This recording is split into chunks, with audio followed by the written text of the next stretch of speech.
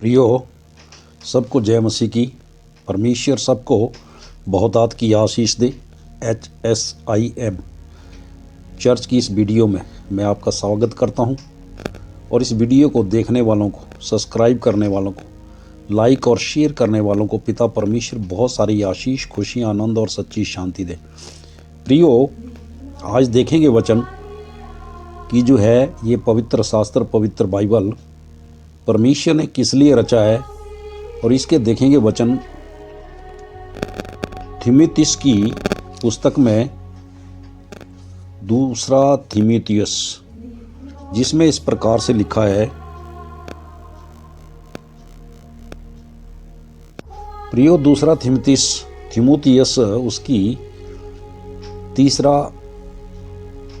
अध्याय का 16 और 17 पद देखेंगे कि संपूर्ण पवित्र शास्त्र परमेश्वर की प्रेरणा से रचा गया है और उपदेश और समझाने और सुधारने और धार्मिकता की शिक्षा के लिए लाभदायक है, ताकि परमेश्वर का जन सिद्ध बने और हर एक भले कार्य के लिए तत्पर हो जाए। मेरे प्रियो, परमेश्वर की बड़ाई हो। आज इन वचनों के द्वारा देखेंगे कि परमेश्वर ने हमें जो है ये पवित्र शास्त्र, पवित्र बाइबल दिया है, तो इसके एक एक वचन जो है परमेश्वर का, इसमें संदेश छुपा हुआ है। तो प्रिय, आज देखेंगे परमेश्वर कौन से संदेश के रूप में हमें जो है इसका उजागर कर रहे हैं, ताकि हम उससे आशीषित हों। सबसे प्रथम में ये है कि संपूर्ण पवित्र शास्त्र परमेश्वर की प्रेरणा से रचा गया है। यहाँ इस प्रकार से लिखा है, परंतु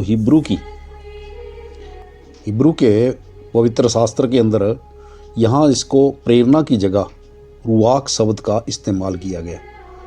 रुआक का मतलब होता है आत्मा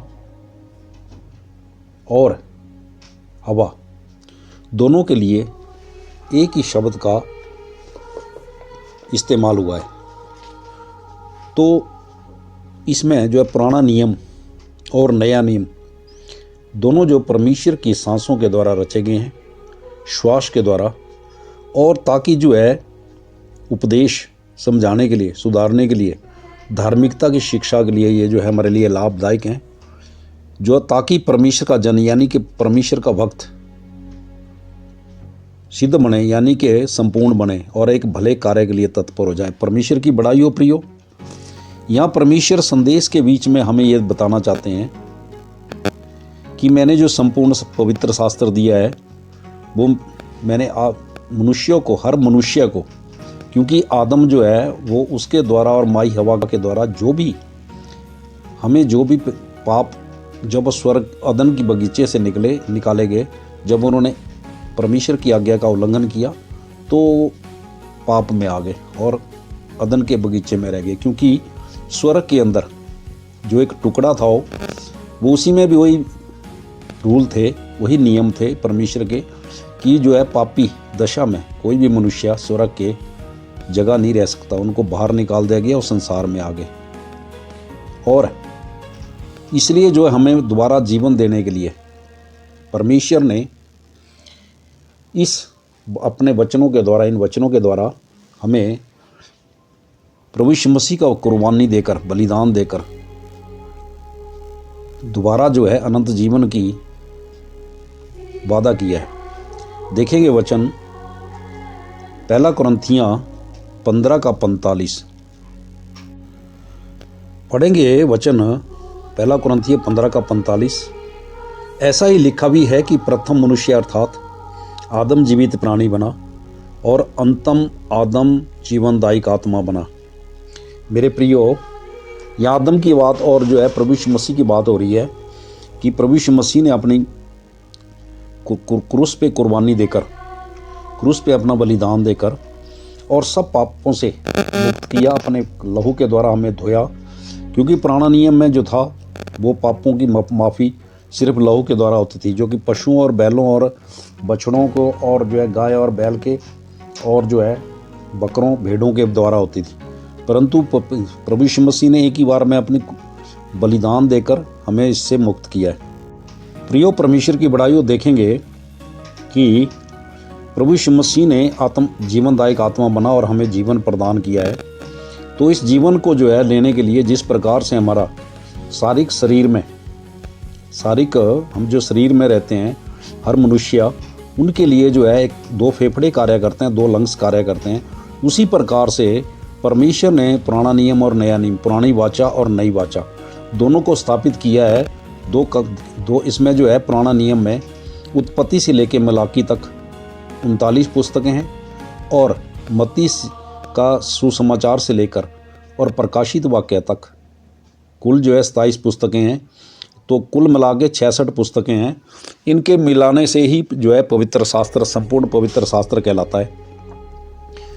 पुराने नियम में जो आज्ञाएं 613 परमेश्वर ने प्रदान की है, उन आज्ञाओं को नया नियम में प्रभु यीशु मसीह ने वो उन शारीरिक और जो आत्मिक जो आज्ञाएं थी उनको मिला के कुल मिला के उन 613 से बढ़ाकर और उनको 950 कर दिया है, ताकि जो है जो प्रभु के वादे हैं कि जीवनदायक आत्मा बना, तो हमें आत्मिक बनने के लिए उन्होंने सारे ये अपना जो है नियम दिए हैं, व्यवस्था दी है, यानी कि उस प्रोसीजर में चलना, प्रबंध या तरतीब में। तो देखेंगे वचन कि पुराना नियम में जो है बलियां होती थी, आज वो बलिदान के रूप में परिवर्तन है और बलिदान आत्मिक होता है। बलियां जो होती थी वो शारीरिक होती थी। तो प्रियो देखेंगे वचन लय व्यवस्था की पुस्तक उसका 7वां अध्याय उसकी 37 पद में देखेंगे कि होम बलि, पहला होम बलि है, दूसरा अन्न बलि, तीसरा पाप बलि, चौथा दोष बलि, 5वां याजकों के संस्कार बलि और छठा मेल बलि की व्यवस्था यानी प्रबंध या तरतीब।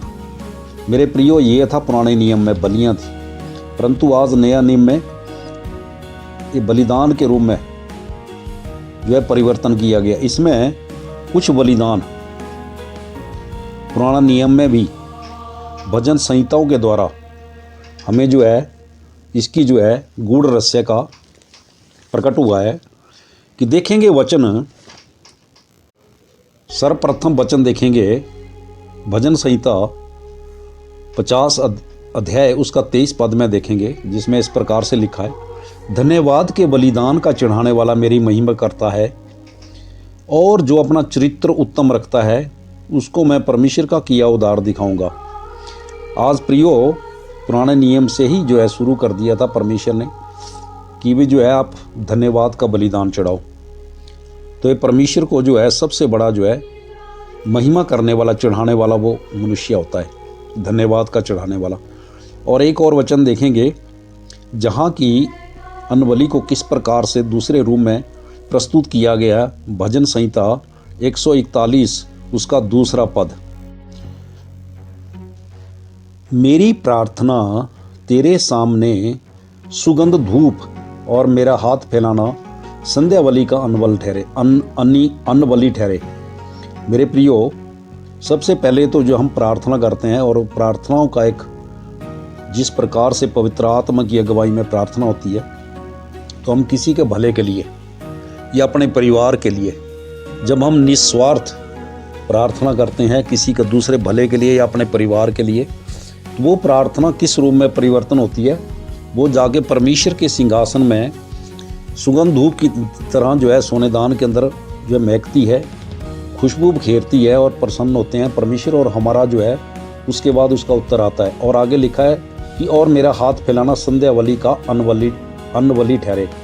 जब आप हाथ फैलाते हैं परमेश्वर के आगे, ऊंचा करते हैं हाथ परमेश्वर को स्वर्ग की तरफ, तो हम उन बलिदानों को अन्न बलि के रूप में उसको चढ़ाते हैं। या दूसरे जो है नया नियम में इसके बाद देखेंगे कि नया नियम में परमेश्वर ने, प्रभु यीशु मसीह ने हमें जो है किस प्रकार से वचन दिया है। देखेंगे इब्रानियों की पुस्तक उसका 13 अध्याय उसका 15 पद देखेंगे, इसलिए हम उसके द्वारा स्तुति रूपी बलिदान अर्थात उन होंठों का फल जो उसके नाम का अंगीकार करते हैं परमेश्वर को सर्वदा चढ़ाया करें। भलाई करना और उदारता दिखाना ना भूलो, क्योंकि परमेश्वर ऐसे बलिदानों से प्रसन्न होता है। हालेलुया, परमेश्वर की बड़ाई हो। मेरे प्रियो, इसमें वचन में क्लियर बताया गया है कि जब हम स्तुति रूपी धन्यवाद देते हैं और होठों का अपना फल, जो उनका नाम का अंगीकार करते हैं, प्रभु यीशु मसीह का नाम और परमेश्वर पिता, पुत्र और पवित्र आत्मा का, तो उसको जो है सर्वदा हमें चढ़ाएं। इस ऐसा मतलब हमें हुक्म मिला है नया। अगर इसको हम मानेंगे तो हम अनुग्रह के छाया में रहते हैं। और अनुग्रह होने का मतलब है कि हम जो चाहते हैं, यानी ग्रेस, जो हम चाहते हैं वो नहीं, बल्कि जो परमेश्वर चाहते हैं वो हमारे लिए हो। और भलाई करना और उदारता दिखाना ना भूलो, क्योंकि जो है वचन में लिखा है कि जो है परमेश्वर का जन सिद्ध बने और संपूर्ण बने, यानी कि संपूर्ण बने और पवित्र कामों के लिए, अच्छे कामों के लिए तत्पर हो। तो यहाँ अच्छे काम है कि भलाई करना और उदारता दिखाना ना भूलना, क्योंकि परमेश्वर ऐसे बलिदानों से प्रसन्न होता है। ये बलिदान है प्रियो आज नया नियम में, जो कि हमें दिए गए हैं। पुराने नियम के जो है बलियां थी, उनको बलिदानों में कर दिया चेंज। परमेश्वर, प्रभु यीशु मसीह ने, यहोवा परमेश्वर ने अपने पुत्र को भेजकर और क्रूस पे उनका जो है बलिदान किया। बलिदान करने के बाद वो लहू के द्वारा हमको पापों की क्षमा दी और जीवनदायक आत्मा बने। जब जीवनदायक आत्मा बने तो उन्होंने हमारे लिए जो भी कुर्बानी की, अब हम उनके बलिदानों का सही सदुपयोग करके और उनका जय जयकार करें, उनकी महिमा करें, बड़ाई करें। हर एक मनुष्य के लिए ही, क्योंकि आदम के द्वारा ही सारी सृष्टि बनी, आदम और हवा के द्वारा मनुष्य जाति, सारी संपूर्ण मनुष्य जाति आदम और हवा के द्वारा ही बनाई गई है। क्योंकि आदम से की पसली से हवा निकली थी, परंतु जब वो बाहर निकाले गए तो फिर जो है ये बच्चा पैदा करने का तरीके के द्वारा, स्त्री के द्वारा बच्चा उत्पन्न करने पर जो है परमेश्वर ने दूसरा नियम ठहरा दिया, क्योंकि वो पाप में आ गए और हम जो है इस समय पाप के हैं। परंतु प्रभु यीशु मसीह ने अपने बलिदान देकर हमें पापों से मुक्त किया। और ये पवित्र शास्त्र जो है, इसलिए जो है परमेश्वर के सांस के द्वारा लिखा गया है, ताकि जो है हम उसको, दोनों फेफड़ों को, अपने जीवन के, जो हमारे शरीर में जो हम सांस लेते हैं तभी जीवित रह सकते हैं। अगर उसको सांस लेना बंद कर दें तो हम जीवित नहीं रह सकते। इसी प्रकार से आत्मिक